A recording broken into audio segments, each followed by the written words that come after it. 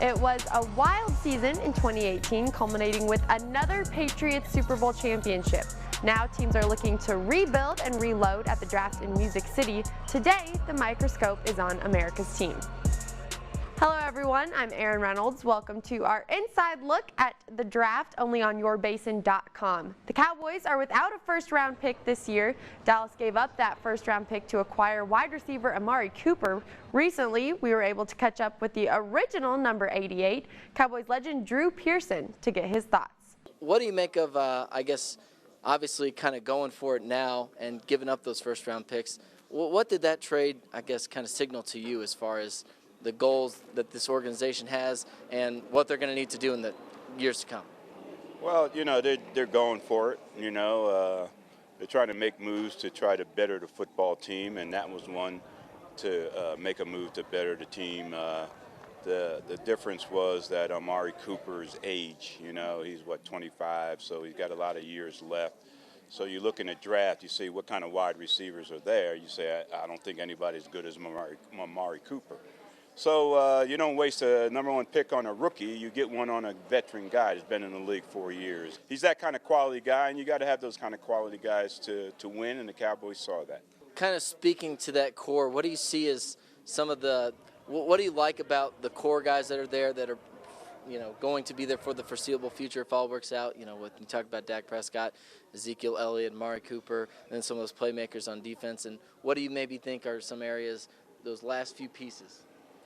Well, you know, they got a lot in place, and as they continue to go through the free agency and see who's available for the price they want to pay, and then go deal with their draft picks, and then see what they need from there. But I think, you know, if everybody comes through the offseason like we expect them to, if everybody is committed. You know, last year, we've been in the playoffs 2 of the last 3 years. Oh, yeah. You know, so we've kind of been knocking on the door a little bit. Now's the time to kick it in.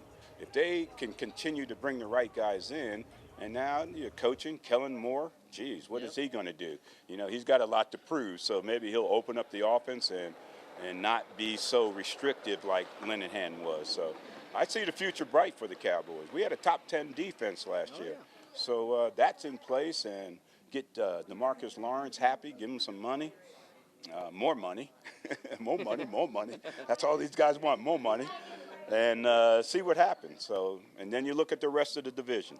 Okay, the Eagles, okay, I don't know if they improved that much. The Giants, they're still in limbo with Eli. And then, of course, the Redskins, you know, they got a new quarterback coming in, so things will be different there. So we should be in good shape. Hut, hut. Pearson leaving quite the impression in 2017. That draft was in Philadelphia, and he announced the team's second-round pick. I want to thank the Eagle fans for allowing me to have a career in the NFL. Thank you. And on behalf of the 5-time world champion Dallas Cowboys, Hall of Fame owner Jerry Jones, Gene Jones and the Jones family, Coach Jason Garrett, all the Cowboy players that played before me, that played with me, and played after me, with the second pick and the 60th pick in the second round, the Dallas Cowboys select defensive back from Colorado, Chidobe Awuzie. Certainly a tough act to follow. This year, Ed Too Tall Jones will be announcing the Cowboys' second-round pick. Jones was a former #1 overall selection, went to school at Tennessee State, which is just down the road from this year's draft in Nashville. It happened to be in Nashville, Tennessee. I'm from Tennessee, and I went to college in Nashville, so I'm really looking forward to it. And Dallas draft number 58 this year. They don't have a pick in the first round. They're in the second round, and I'm hoping that between now and then they can work out a trade and get in that first round. Absolutely. Are you going to try to outdo Drew with his legendary announcement? I could never do that. I was talking to Drew earlier on the flight here about that this morning. I said, man, you had me in stitches. What a tough act to follow. So, no, I'm just looking forward to it and hope we get a good player.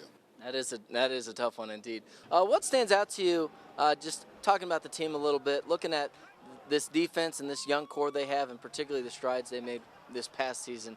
What stood out to you the most? Well, I was very proud with the way they turned it around defensively last year. They had been struggling here for years, and I knew the offense would do well, but they have some really good, young, talented players on defense. They've been coached very well, so this is the year I expect them to really go to another level.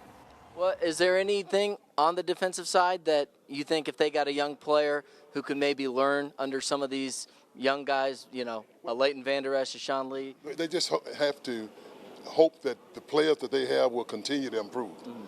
They've shown that they can play at this level. And if they just continue to improve, get a little bit better, coaching staff continue to do a good job like they are doing, then we'll be in good shape on the defensive side of the football. Absolutely. And then just real quick, I know you're a defensive guy, but what do you like with what you saw with the offensive side of the ball as well? Well, number one, any good offense have to have a good running game. Everything's off the running game. And Zeke's doing a great job running the football for us. It hurt us last year when our center went down. Yep. That hurt a lot. He's an all-pro player, guy with Hall of Fame potential. Now he's back. I expect that offensive line to be one of the best offensive lines in the game again. And like I said, with them running the ball like they're able to run it and the receiving cast that we have now, the sky's the limit for those guys on offense. Moving back to the offensive side of the ball, Dak Prescott, a hot topic of conversation last season. After a slow start to the year, Dak played a key role in the team's push for the postseason. Earlier, we caught up with former Cowboys quarterback Danny White to get his take on the fourth-year Dallas quarterback. What have you seen just collectively, looking at body work, what do you like with what you've seen with Dak Prescott as the Cowboys leader? Well, you know, the thing that's impressed me about Dak has been his mechanics at the line of scrimmage. He's done such a great job of getting them out of the wrong play and into the right play based on the number of guys in the box. That part of the game, he's the most improved player in the league, in my opinion. You know, he's got some accuracy issues that are going to get better. They just naturally do when you're playing a lot, when you're running with the first team all the time, when you're practicing, and that's going to naturally get better.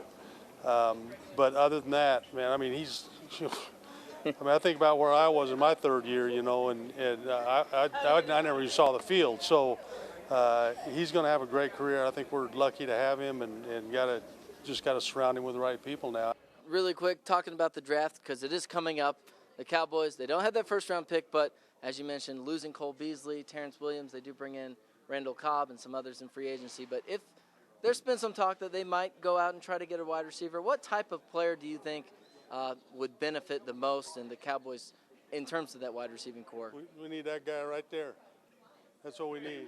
We need Drew Pearson. Guys right there. Yeah. we need Drew Pearson to get redrafted to the Cowboys. Talk to me, Ray. I'm gonna talk after this. I'll tell you how it really is. You know what? I think, you know, as far as go-to guys and star players and guys that you draft in the first round. Now the Cowboys, you know, made a habit out of getting offensive linemen, and they haven't done too bad there. They get Travis Frederick, and you know, people forget, you know, that we've had that whole year last year without our starting center. Yeah. That's a big deal, and so that's like having a number one draft pick, in my opinion, is getting him back if we can, and if you know, other than that, you know, we just got to build the support group. I think we're solid defensively. You know, the basis is there. You know, we got to get a few guys, complimentary guys, and then we got to stay healthy. You know, and just hope we don't have too many guys hurt. I'll let you go on this, just since you brought it up. Travis Frederick, obviously a great center, and hopefully Dallas can have him back this upcoming season. For you as a quarterback, how much do you think for maybe Dak Prescott, how much of a security blanket do you think that it's going to be for him in terms of peace of mind having him back?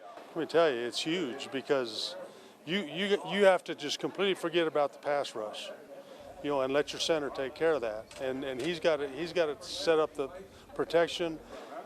If you do change the play, which Dak has gotten very good at, you know, getting out of the wrong play into the right play. But when you do that, the center has to then take over and call out the blocking and get the blocking straight. I mean, and you got to do all that, you know, in a few seconds. So not having that guy there really hurts, and so having him back is going to be bigger than anybody realizes, and it's not just because of what he does physically. You know, it's making the calls. As we mentioned earlier, barring a trade, Cowboys will be waiting a while to make their first selection. Second round, 58th overall pick. Now, one area the Cowboys could target is that defensive line, as David Irving is no longer on the team. Randy Gregory's facing an impending suspension, and with that in mind, we asked our Cowboys insider Mickey Spagnola about that possibility. You know, I'm finally glad somebody brought the defensive line up, because I think everybody out there's thinking safety, tight end, cornerback. To me, it's defensive line. And for the very reasons you just pointed out. They could use a three-technique defensive tackle, somebody to help out Malik Collins at that position. They can use a defensive end still because they don't know about Randy Gregory. Now, I know they signed Robert Quinn, and that keeps them from saying, okay, I just got to have a defensive end. But he's only here on a one-year kind of prove-it deal. And what if he doesn't prove it, and then the next year you're going to be looking for another defensive end, and you really don't know where Taco Charlton is, and you're not sure where they want to play Tyrone Crawford. So yeah, a defensive end that can get to the quarterback certainly would fit in. A defensive tackle certainly would fit in.